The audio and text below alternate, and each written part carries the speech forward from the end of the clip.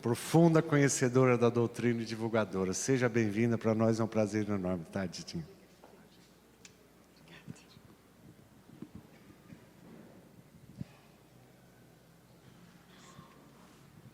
Boa noite a todos.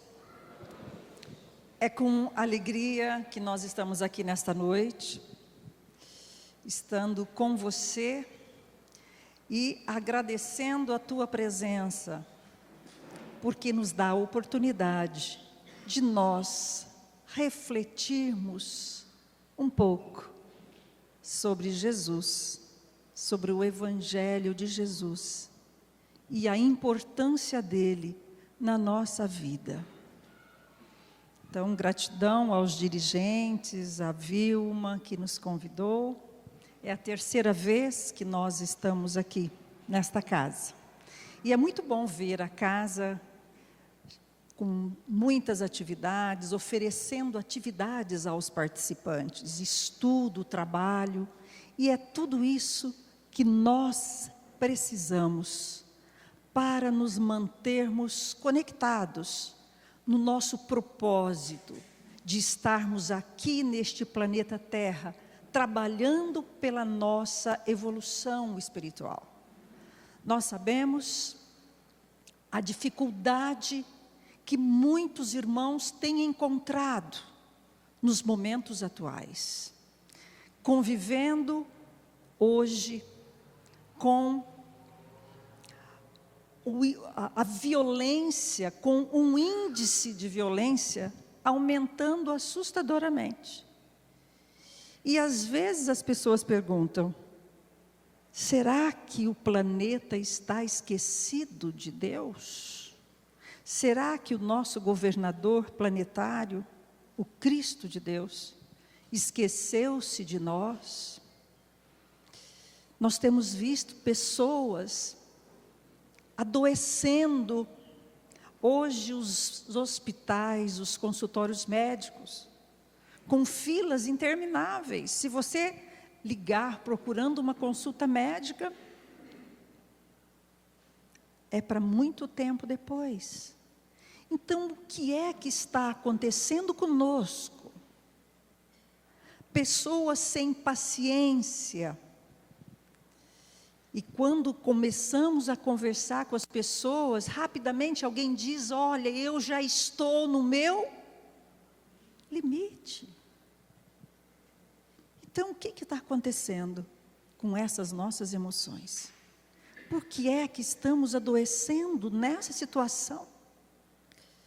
O índice de suicídio aumentando, e hoje nós temos um suicídio a cada 40 segundos no planeta. Principalmente, o índice cresce entre crianças. Então, se nós estudarmos as obras básicas, nós vamos encontrar algumas recomendações dos nossos espíritos com relação a este momento. Alguns alertas em obras póstumas, alertas sobre esses momentos atuais, onde a loucura estaria tomando conta de muitos de nós que não estivéssemos preparados para compreender e para vivenciar este momento. Então, diante de tantos problemas que nos assolam, como é que nós temos nos comportado? O que é que nós temos pedido ao alto quando nós estamos enfrentando esses problemas? Nós vamos falar de uma história, de um caso.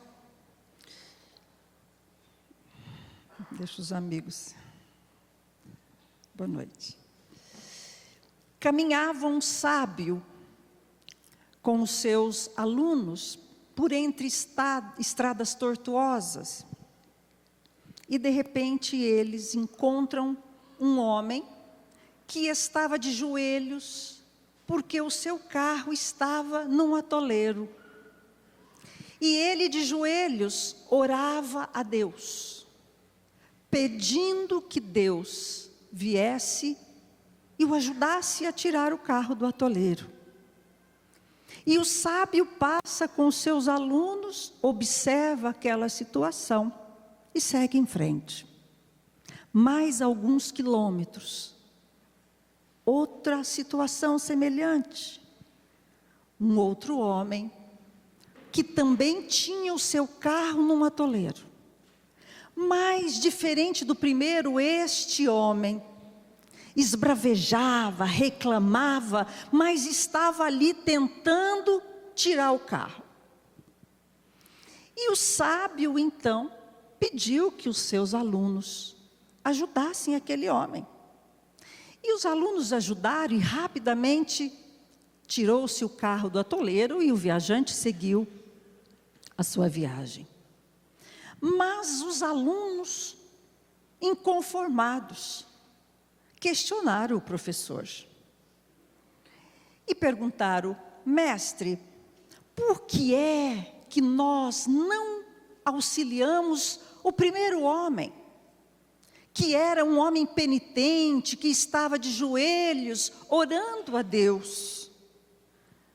E nós não o ajudamos, e este segundo homem, ao contrário, estava esbravejando, reclamando, e o Senhor pediu que nós o ajudássemos.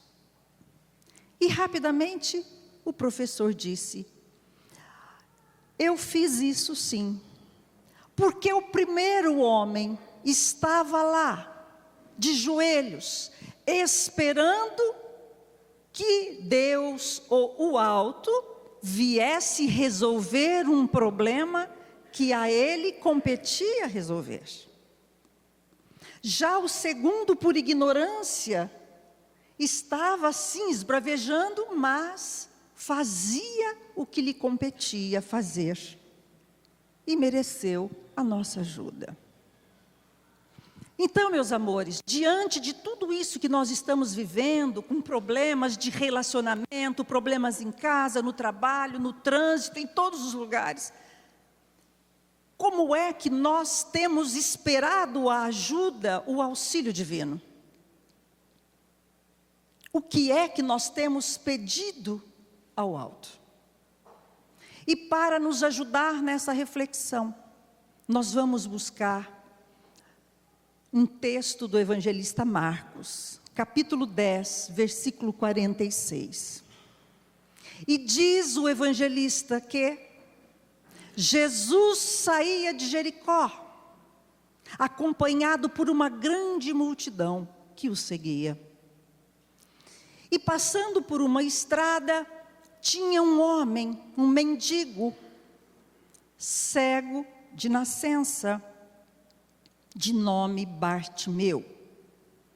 Nome, não, porque Bartimeu significava que este homem era filho de Timeu, porque a palavra Bar, em hebraico, significa filho. Então, Bartimeu era filho de Timeu, porque os mendigos não eram nem considerados.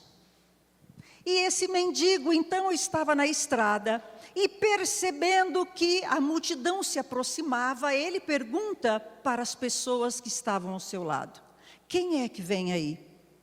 E as pessoas respondem: é Jesus de Nazaré. E este mendigo começa a gritar, e ele diz: Jesus, filho de Davi, tem piedade de mim. E as pessoas que estavam ao lado dele pedem que ele fique quieto, que não chame a atenção para si. Mas ele gritava mais alto ainda: Jesus, filho de Davi, tem piedade de mim. E naquele instante Jesus para no meio da multidão e diz assim: traga-o até aqui. E o evangelista disse que este mendigo levanta-se, tira o manto, uma capa, põe-se de pé e vai até Jesus. Chegando até Jesus, Jesus olha para ele em seus olhos e faz aquela pergunta: o que queres que eu te faça? Eu vou repetir. O que queres que eu te faça? E rapidamente o mendigo respondeu: que eu veja, Senhor. E então Jesus disse: a tua fé te curou. E naquele mesmo instante, aquele homem passou a ver e seguiu Jesus. Então vamos juntos refletir, porque os textos do Evangelho não foram ditos nem escritos somente para aquele momento, para refletir aquele momento em que Jesus encarnara entre nós.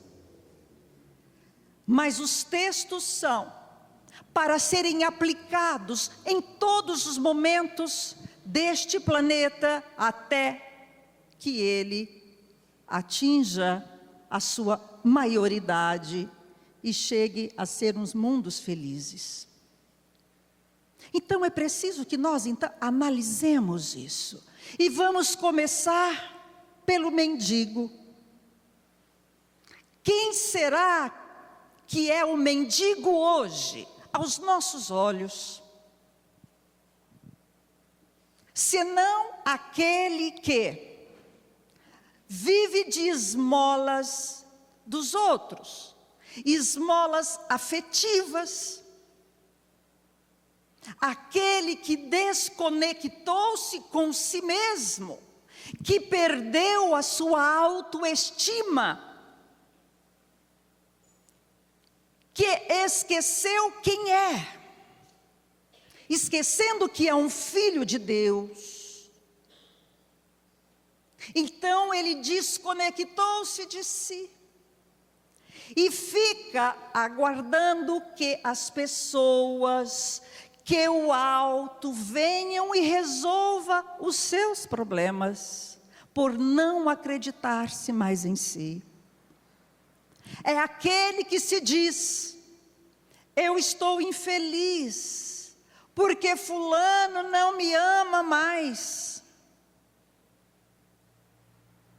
Estou infeliz, porque eu não consegui comprar, não consegui um emprego decente. E estou infeliz, porque eu merecia tal coisa e não tenho. Então ele está sempre esperando do outro para resolver os seus problemas ou para ser feliz. Então ele vive de migalhas, vive na dependência do outro. Mas aquele homem começa a gritar, porque ele entendia que não queria mais aquela situação de dependência. Ele não queria mais se contentar com a esmola. Ele queria curar a si mesmo, ele queria resgatar a si mesmo, a sua coragem. Ele queria se ver agora como um filho de Deus, porque Jesus, quando aqui esteve, ele dizia: vós sois deuses, vós tendes luz, vós tendes luz, e podeis fazer muito mais coisas do que eu faço. Mas para isso nós precisamos acreditar em nós. Mas tem uma palavra que consegue responder a tudo isso, se nós compreendermos que somos espíritos imortais. Imortais. Porque se não entendermos isso, nada justifica na nossa vida.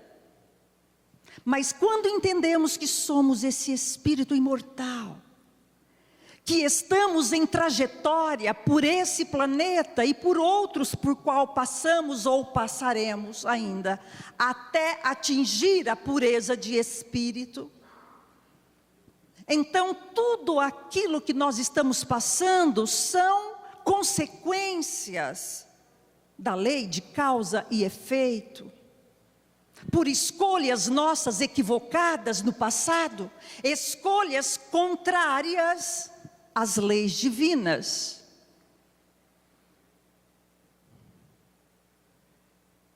Então, este homem sentiu que já era chegada a hora dele libertar-se dessa situação. Ele entendia que Jesus era aquele caminho que dizia ser. Então ele buscou Jesus.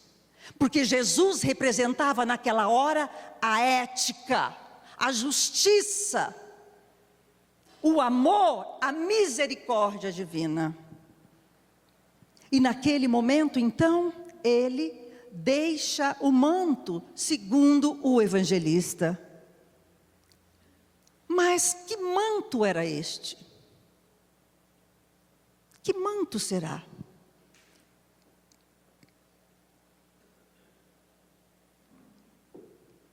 Este manto era uma capa que as pessoas que eram pedintes, eles recebiam esta capa para outorgar-lhes o direito de pedir esmolas. Então, aquela capa significava talvez um salvo-conduto, né? Ele tinha um alvará, por assim dizer. Não era isso o significado na época, é só para que nós entendamos o que significa, tá? Então, aquele homem levanta e deixa a sua capa. Ou seja, ele estava certo do que ele queria e do que ele iria conseguir. Porque se você tem uma autorização desta, e no meio da multidão você deixa isso ali, o que será que aconteceria? Você deixar algo tão importante no meio de uma multidão? É porque aquilo já não significava mais nada para você, você não fazia mais questão daquilo. Tamanha era a decisão daquele homem. Então aquela capa significa na nossa vida hoje, tudo aquilo que a gente usa para esconder quem é que nós somos de verdade. As máscaras que nós usamos para nos relacionarmos. E eu sempre brinco, lá em José Bonifácio, que eu digo assim, nós espíritas lá, não aqui, lá, quando saímos de casa para ir na casa espírita, nós vestimos a capa de bonzinhos. E chegando lá, somos pacientes com todos. Abraçamos, beijamos, olá, falamos baixinho. Mas ao sair da casa, nós deixamos a capa na casa e voltamos a ser quem nós somos. E ai, se alguém cortar a nossa frente no trânsito. Ai, se aquelas atendentes do 0800 nos ligar. Então a gente assume aquilo que nós somos de verdade e que procuramos esconder das pessoas. E assim nós agimos em muitos lugares, em muitos momentos. Às vezes somos tão bons fora de casa e como diz na minha terra, né? O capeta dentro de casa. Então aquele homem tira a sua máscara, e é como se ele falasse assim: olha, Jesus, eu sou isso aqui, ó. Estou me mostrando como eu sou, cheio de defeitos, enxergo que preciso modificar, e vejo que você é o caminho para mim. Então ele tira a capa, fica de pé e vai. Mas tem uma outra situação que a gente precisa analisar. Por que é que Jesus, diante de uma multidão, presta bem atenção. Imagine você, apinhado de gente num lugar, porque quando Jesus passava, a multidão aglomerava-se. E um cego lá no fim grita, e Jesus fala: venha até aqui. Num primeiro momento a gente pensa o quê? Nossa, mas Jesus não tinha coração, né? Fazer um cego atravessar a multidão. Por que será que ele fez isto? O que é que ele queria nos dizer, nos ensinar com isto? Ele queria dizer que naquele momento ele era a misericórdia divina que está disponível a todos nós. A todos nós. Todos nós. A misericórdia está disponível para justos e injustos, 24 horas por dia.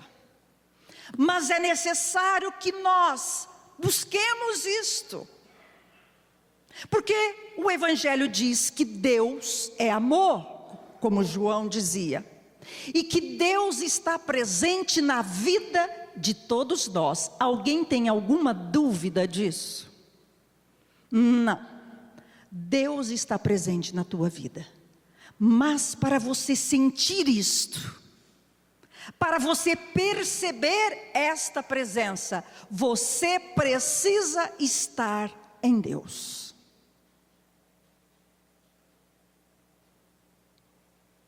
Alguns de vocês, ou muitos de vocês, já devem ter lido alguma obra de André Luiz. Alguém aqui já leu? Que fala dos umbrais. E quantas pessoas estão no umbral, e alguns passam anos, até que chega o momento que ele implora, fala: não aguento mais, Jesus me ajude. Imediatamente auxílio está ao lado.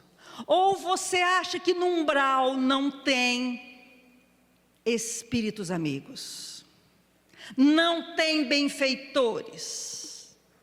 Tem, mas aqueles que estão lá não conseguem enxergar.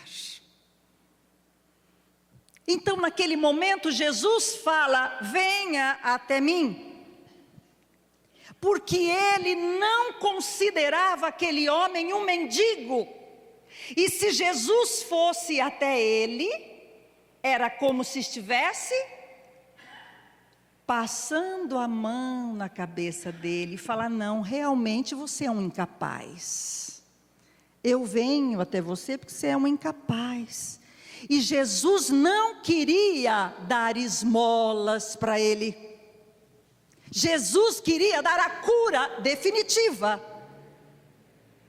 Então pede que ele venha até Jesus. E quando ele chega, o que é que Jesus pergunta para ele?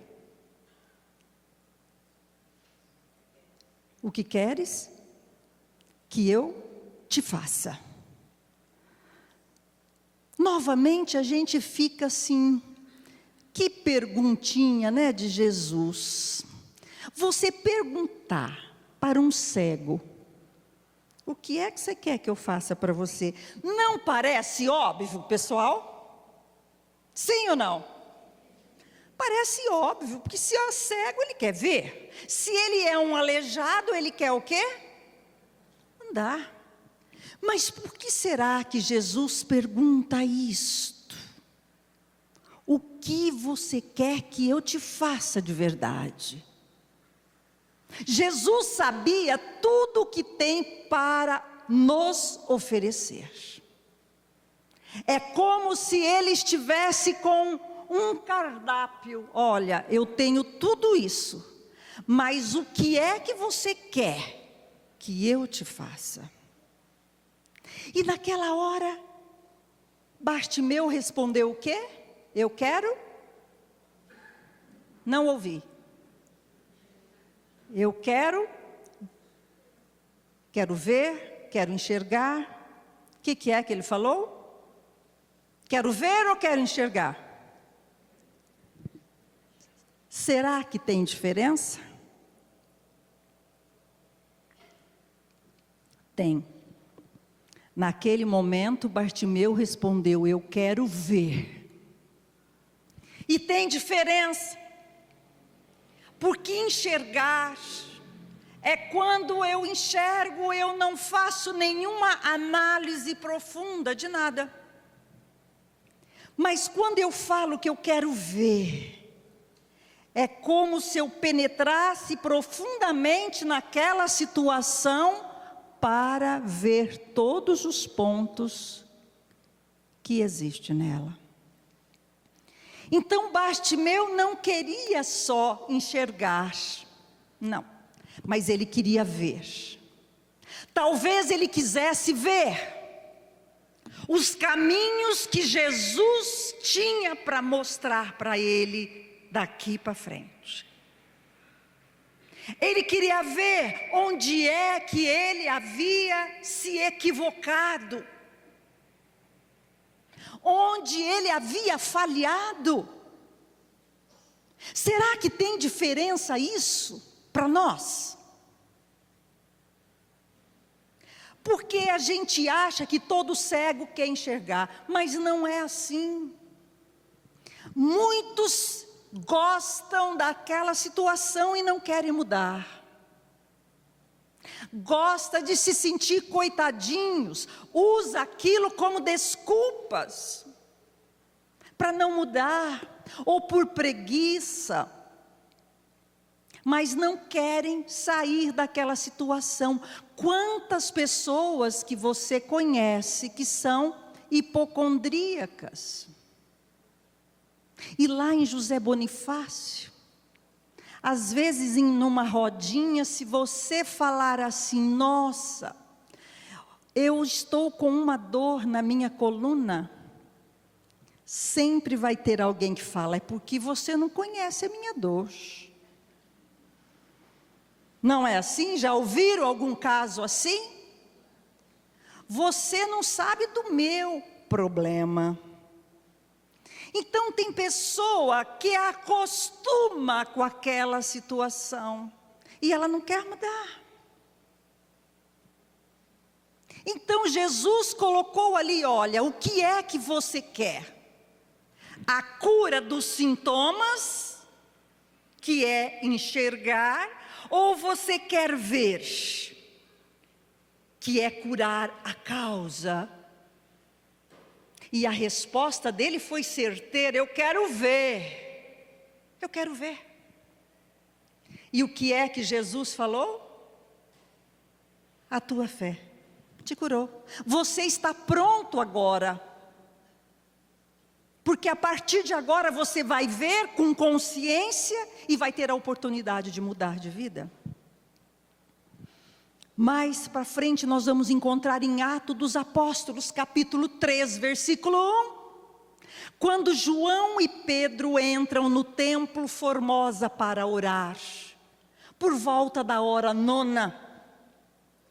E eles iam entrando, que naquele momento eles estavam colocando uma pessoa, um homem coxo de nascença, um homem aleijado, sem as pernas, ou melhor, sem movimento nas pernas, paraplégico. E este homem, vendo João e Pedro entrando no templo, ele pede uma esmola. E naquele momento, João e Pedro falam para este homem: olhem para nós. E o homem olha.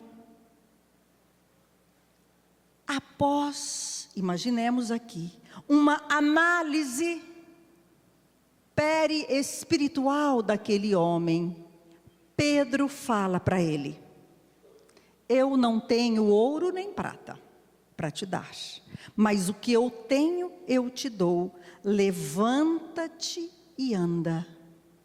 E naquele momento ele oferece a mão para aquele homem coxo, o coloca de pé, o ajuda a colocar-se de pé. Ele firma os seus artelhos e sai saltitando e entra no templo para agradecer. Perceberam a diferença? Perceberam o que Pedro e João visualizaram? Que aquela moléstia já não tinha mais significado para aquele homem. Havia cessado aquela necessidade. E ele estava pronto para continuar a vida sem aquela patologia. Então assim funciona na nossa vida. Tudo o que nós pedirmos com honestidade, o Pai vai nos dar. Tudo aquilo que nós merecemos. E é estranho porque o Evangelho diz assim: qual filho que pede pão para um pai e o pai lhe dá uma serpente? Imagine Deus, que é soberanamente bom e justo, jamais faria isso conosco. Mas então, por que é que a gente não recebe tudo o que a gente pede? Por quê?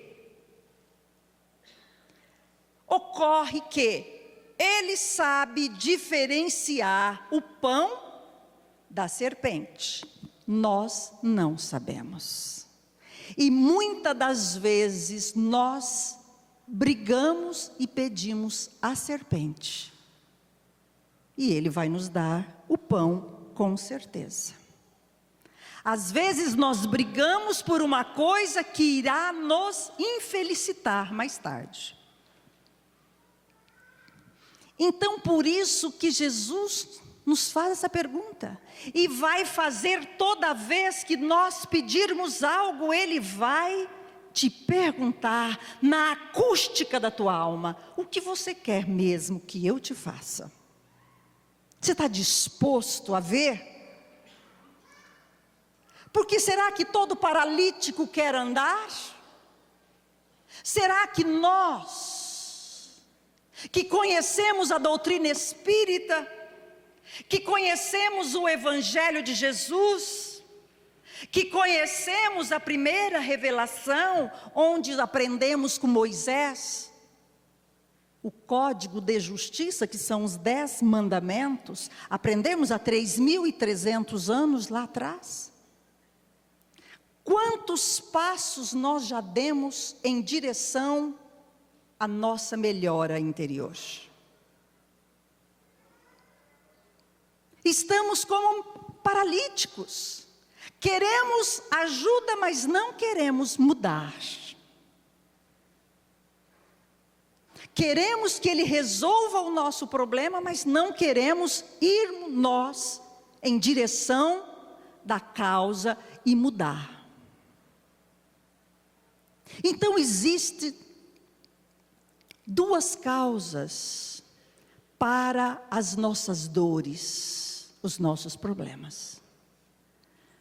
Pode ser uma somatização de tudo que a gente já transgrediu, já lesionou o nosso espírito, o nosso perispírito, ao longo das existências, foram somando. Ou pode ser que hoje estamos passando por uma drenagem do perispírito. Então aquela doença está drenando. Estamos nos libertando daquele processo. E é por isso que às vezes nós pedimos a cura, mas a cura é a doença e nós não seremos atendidos. Então é isso que a doutrina espírita nos ensina. Que somos espíritos imortais, que estamos numa trajetória a caminho da perfeição. E é impossível ser um espírito perfeito carregando um perispírito encharcado de chagas, erros e equívocos. Então a doutrina espírita não passa a mão na nossa cabeça, nos tratando como coitadinhos. Vem cá, que todos os seus problemas vão ser resolvidos. Não. Porque a doutrina espírita fala que nós temos que trabalhar para isto, modificar o nosso pensamento, as nossas atitudes. Trabalhar dentro de nós aquilo que está nos impedindo de ser feliz. E não adianta eu ficar sentado, orando, igual aquele homem que ficava lá o carro no atoleiro, e ele orando que Deus resolvesse tirar o seu carro. Então, nós estamos num atoleiro porque somos de uma humanidade de provas e expiações. Estamos em atoleiro. Mas é preciso querer dar um passo para nós caminharmos, prosseguir a viagem. Então, o que é que nós estamos pedindo? Muitos se recusam a aprender. Nós temos um atendimento espiritual na casa do qual eu frequento, em José Bonifácio. Um tratamento espiritual, com fluidoterapia. E 2 vezes por ano nós recebemos uma equipe que faz cirurgia espiritual. E é claro que existe um preparo. E depois da cirurgia, também é pedido que você fique 3 dias num processo de um repouso, sem bebida alcoólica, sem fumar, sem sexo. 3 dias. No último atendimento, uma senhora com processo de câncer no pulmão passou pelo atendimento no pós-atendimento. A colega passou para ela, então, esses conselhos, essas orientações. Não podia fumar. Ela falou: o quê? 3 dias sem fumar? Mas não fico mesmo. Eu não fico nenhum dia. E levantou e foi embora. E aí você vai falar para mim que todo cego quer enxergar? E todo paralítico quer andar? Então naquele momento era alguém perguntando para ela, como se Jesus, a misericórdia, perguntasse: o que é que você quer, minha filha, que eu te faça? Então ela não disse que queria ver. Ela queria a cura do sintoma. E a causa? E a causa? Tem uma história com o nosso amigo Chico, que eles dizem que um determinado dia, estava o Chico terminando os seus atendimentos, já era alta madrugada, quando para um carro luxuoso à porta da casa. Desce um senhor distinto, de terno, e chega para o nosso Chico e diz: o senhor é o Chico Xavier? E ele, com toda a humildade, diz: sim, meu filho, sou eu mesmo. E este homem diz: eu quero uma carta do meu filho. E o Chico, humilde, com muito carinho, disse: meu irmão, eu fico do lado de cá atendendo o telefone. Eu não faço ligações para o alto, eu atendo os chamados. Mas este homem orgulhoso enfiou a mão no bolso do paletó e disse, com certa arrogância: o senhor não está me entendendo. Quanto custa uma mensagem do meu filho? E foi logo abrindo o seu talão de cheques. E conta o Haroldo que naquele momento, Chico, que tinha 1,60 m, ficou com 2 metros de altura, porque Emmanuel assumiu a situação pela mediunidade do Chico. E ele disse: meu irmão, o Senhor viciou o seu filho, dando-lhe tudo o que ele queria. Não lhe ensinou o valor do trabalho, do afeto, não lhe ensinou a como cuidar dos bens que o Senhor havia acumulado. E o seu filho suicidou-se em cima de uma motocicleta. E não contente, o Senhor viciou o seu segundo filho, dando-lhe os bens à vontade. E agora está processando um motorista de caminhão por culpá-lo de um acidente do qual o seu filho foi o culpado, porque estava embriagado. E agora o Senhor chega aqui, achando que com o seu dinheiro o Senhor vai comprar novamente corações puros. Pois saiba que isto aqui não será possível. O homem sai em disparada com o seu carro, e a gente fica analisando. Se esse pai, no início, quando seus filhos ainda estavam pequenos, recebendo orientação, se ele tivesse pedido a Deus: Senhor, que eu veja a melhor forma de educar os meus filhos, que eu veja tudo aquilo que eu deva usar para instruí-los, talvez os 2 filhos estivessem com ele naquele momento. Então nós não queremos ver, estamos apenas buscando um alívio, uma esmola para as nossas dores.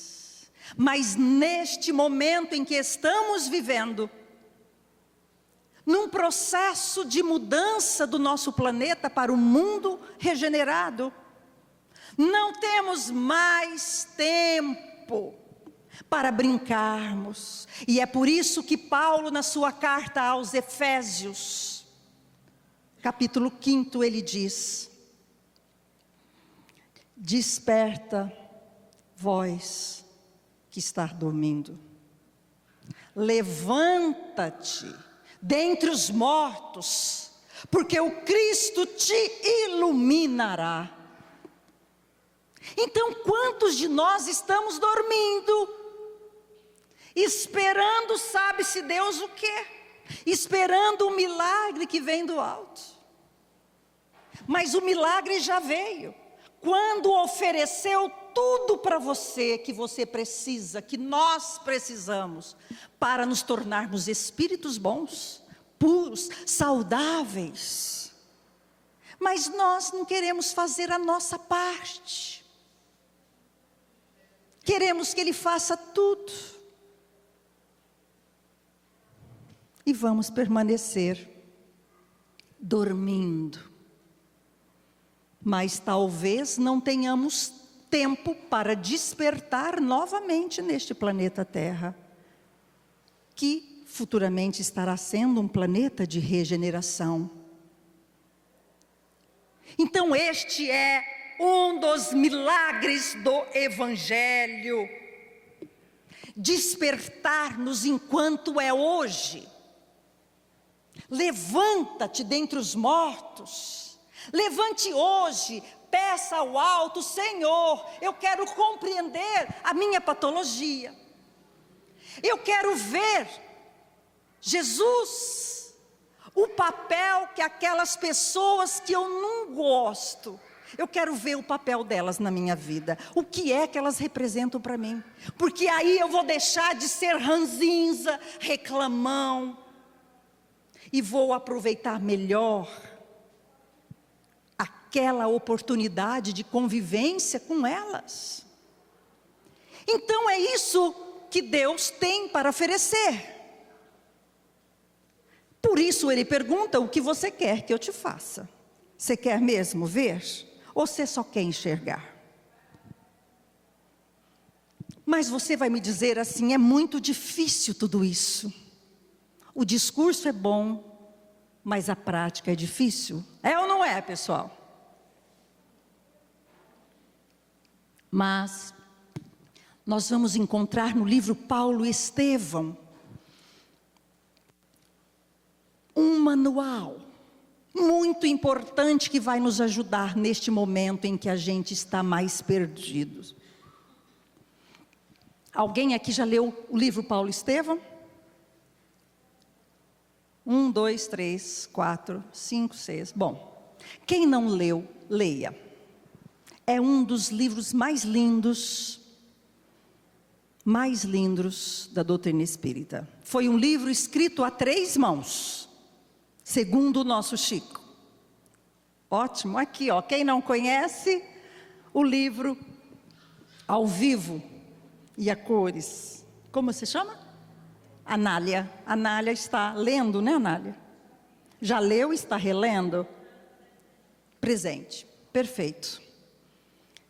Este livro, como eu dizia, foi escrito a 3 mãos. Narra o Chico que Emmanuel, ou melhor, Paulo ditou a Emmanuel e Emmanuel ditou o livro a Chico. Então, lá nós vamos encontrar um manual com 4 respostas muito importantes para nos ajudar a tomar as decisões certas.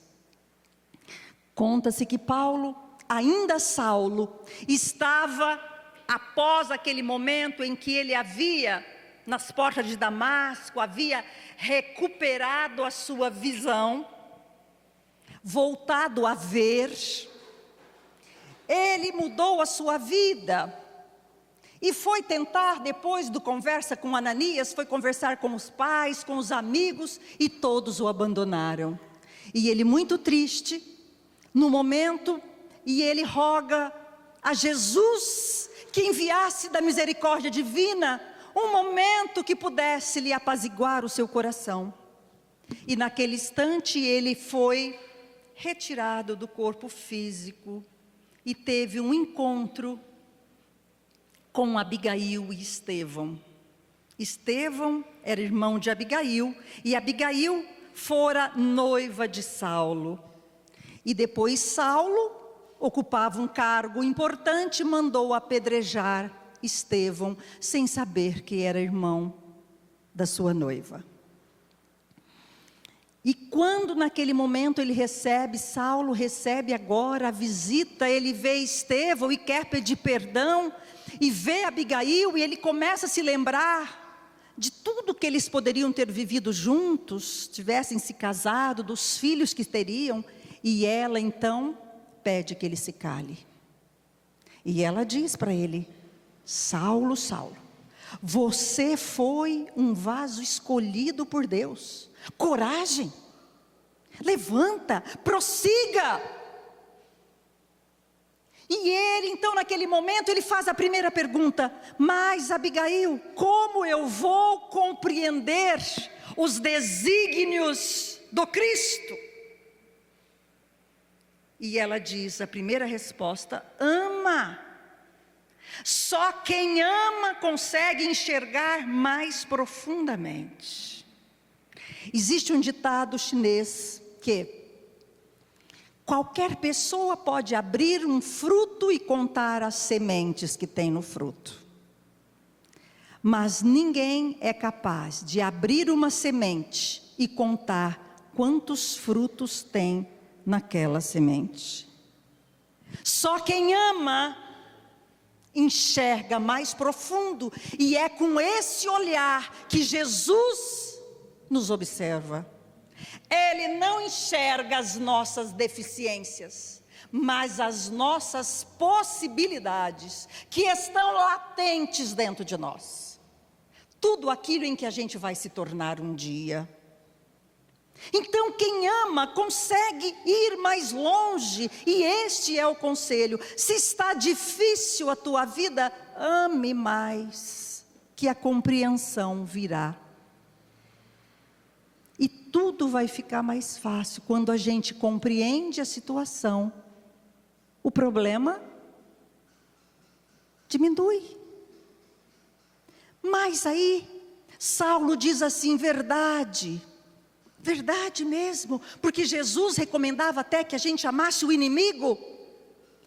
Mas como eu vou fazer, Abigail, para atingir esta expressão tão alta que é o amor? E vem a segunda resposta: trabalhe.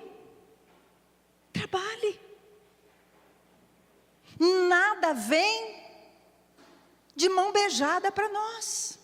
Se você quer mudar, se a tua vida está difícil, trabalhe por mudar, por modificar-se. Então nada vai cair do céu se nós não dermos o primeiro passo. Então nós aprendemos com a doutrina espírita para fazer o evangelho no lar. Mas quantas pessoas começam a fazer quando as coisas, os pepinos estão grandes. Aí quando a coisa melhora, esquece. Então ele não quer mudar, ele não quer ver, ele só quer enxergar, ele quer que resolva só momentaneamente. Então é preciso trabalhar para mudar, é preciso semear hoje para a colheita de amanhã, porque hoje colhemos os frutos que nós plantamos. Mas Saulo faz a terceira pergunta, porque quando a gente resolve fazer alguma coisa, ou melhor, quando a gente quer emagrecer, a gente fala assim, eu vou começar a ir numa academia, a fazer uma caminhada, é ou não é? Aí a gente vai um dia, aí no segundo a gente abre a janela e olha, nossa, está frio. Dá um desânimo, não dá? Porque toda mudança de hábito é difícil mesmo. Então Saulo pergunta para ela como fazer para enfrentar o desânimo. E ela dá a terceira resposta: espera. Trabalha e espera que os frutos virão. Em Eclesiastes capítulo 3. Versículo 1 está escrito: há tempo para todo o propósito debaixo do céu. Ou seja, compreendamos nós que o tempo de uma encarnação, 60, 70, 100 anos, não é nada diante da imortalidade. Então espere. Porque a hora que aquele mal não tiver mais função na tua vida, ele vai passar. Continue trabalhando, faz o que Pedro falava, o amor faz o quê? Cobre? Não ouvi. Cobre uma multidão de pecados. Trabalhe. Ame, Faça o bem, participe dos trabalhos que a casa oferece, como uma oportunidade. Hoje de manhã na caminhada, eu falava com uma amiga, nós estamos já preparando a campanha do Natal, e ela falou assim, olha, eu colaboro, eu dou o dinheiro. Eu falei, olha, vamos também no dia, a gente faz um almoço para entregar os presentes, e a gente serve aquelas pessoas, gostoso, gostoso. Você serviu o prato de uma pessoa muito humilde, não é gostoso por orgulho, é gostoso porque você se sente bem, porque ele está sendo reconhecido, considerado uma pessoa importante, está sentado numa mesa e nós estamos servindo ele. Ela, mas eu não gosto, eu prefiro dar o dinheiro. Eu falei, então você perde a melhor parte. Então, faça, ajude, olhe os outros, esqueça um pouco do nosso umbigo, dos nossos problemas, e caminhe. Você vai ver que os problemas vão diminuir. Mas eu falei que eram quantas perguntas, amores? 4, e eu só falei 3, que é amar, trabalhar e esperar. Mas Saulo perguntou a última, como que eu vou fazer para enfrentar a ingratidão das pessoas, a malquerência das pessoas, o desprezo das pessoas? E ela deu a última resposta, perdoa. Não tem outro jeito, perdoa. Quantos de nós, eu já falei assim, nossa, que raiva daquela pessoa, né? Cansei de fazer o bem para aquela pessoa. Já ouviram isso? Cansei de fazer o bem. Como que pode cansar de fazer o bem, né? Se a gente fosse boa, não cansava, porque quem é do bem não se cansa. Então é preciso compreender, perdoar o outro, porque o outro às vezes não está em condições de entender. Mas quando nos pede para perdoar, a gente só lembra de um detalhe: a gente tendo que perdoar o outro, e a gente se esquece do outro lado, que é a gente precisando de perdão. Alguém aqui já foi perdoado alguma vez? Levante a mão. Só? Será que nós nunca precisamos do perdão dele? Será que a gente nunca falou uma palavrinha que possa ter ofendido alguém? Será? Será que nunca enviamos um olhar para alguém que tenha ferido aquela pessoa? Será? Se a gente tiver dúvida, peça para um terceiro conversar com o nosso esposo ou a nossa esposa, conversar com a nossa sogra, com as nossas noras. Porque quem convive já precisou perdoar e ser perdoado. Não tem jeito, porque somos espíritos imperfeitos, amores. Então, cultivar mágoa dentro de nós é marcar um encontro com aquela pessoa lá na frente. E eu brinco sempre que, se eu não perdoo alguém, é como se eu colocasse a foto daquela pessoa como foto de capa do meu celular. Eu pego o celular e olho para aquela pessoa. E eu formo um vínculo com aquela pessoa. E aí o que a misericórdia vai fazer? Vai juntar. Vai juntar em algum momento.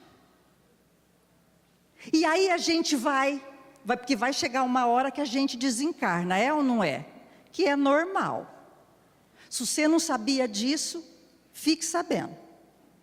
Você vai desencarnar, não sei quando.